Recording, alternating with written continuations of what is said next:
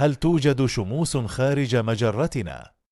في أعماق الكون الشاسع، حيث يمتد الفراغ إلى مسافات لا يمكن للعقل البشري استيعابها، يبرز سؤال مدهش: هل شمسنا فريدة من نوعها؟ أم أن هناك شموسا أخرى تضيء عوالم بعيدة خارج مجرتنا؟ الحقيقة المذهلة هي أن شمسنا ليست سوى نجم عادي، واحد من بين مئات المليارات داخل مجرتنا المعروفة باسم درب الإتبان. وتحتوي هذه المجرة وحدها على ما يقدر بين 100 مليار إلى 400 مليار نجم، وكل واحد منها يعد شمسا بحد ذاته. لكن القصة لا تنتهي هنا. خارج درب الإتبان يوجد عدد هائل من المجرات الأخرى، يقدر عددها بمئات المليارات في الكون المرئي فقط. كل مجرة من هذه المجرات تحتوي على عدد ضخم من النجوم، أي شموس، تختلف في العدد والحجم والقوة. لنأخذ مثالا قريبا نسبيا: مجرة أندروميدا، وهي أقرب مجرة كبيرة إلى مجرتنا. تحتوي أندروميدا على ما يقارب تريليون نجم، أي أنها تضم عددا من الشموس يزيد عن مجرتنا بعدة مرات. وهناك مجرات أصغر تعرف بالمجرات القزمة، قد تحتوي على بضعة ملايين أو مليارات النجوم فقط. وفي المقابل توجد مجرات عملاقة تحتوي على تريليونات النجوم، أي عدد لا يمكن تخيله من الشموس. لكن ما طبيعة هذه الشموس؟ وهل كلها مثل شمسنا؟ النجوم في الكون تختلف اختلافا هائلا في الحجم والقوة. فشمسنا تعد نجما متوسط الحجم، يبلغ قطرها حوالي 1,400,000 كيلومتر، ودرجة حرارتها السطحية تقارب 5500 درجة مئوية. لكن هناك نجوما أكبر بكثير، تعرف بالعمالقة الحمراء أو العمالقة الزرقاء، قد يكون حجمها أكبر من الشمس بمئات أو حتى آلاف المرات. ومن أشهر الأمثلة على ذلك النجم أوآيسكيوتي، الذي يعد واحدا من أكبر النجوم المعروفة، حيث يمكن أن يبتلع مدار كوكب المشتري لو وضع مكان الشمس.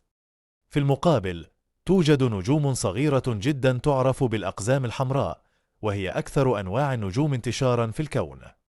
هذه النجوم أقل سطوعا وحرارة من الشمس، لكنها تعيش لفترات طويلة جدا قد تصل إلى تريليونات السنين.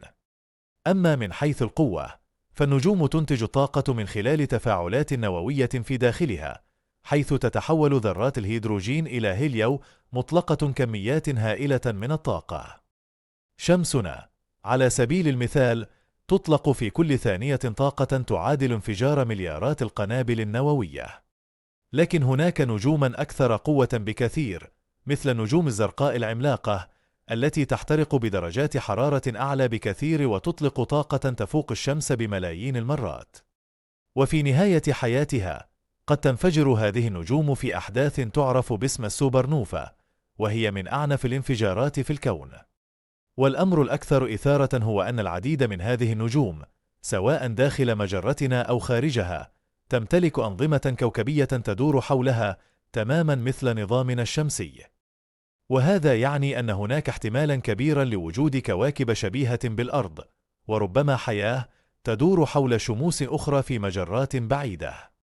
ومع تطور التكنولوجيا، تمكن العلماء من اكتشاف آلاف الكواكب خارج نظامنا الشمسي، وبعضها يقع فيما يعرف بالمنطقة الصالحة للحياة، حيث يمكن أن توجد المياه في حالتها السائلة. لكن رغم كل هذه الاكتشافات، لا يزال الكون يخفي الكثير من أسراره.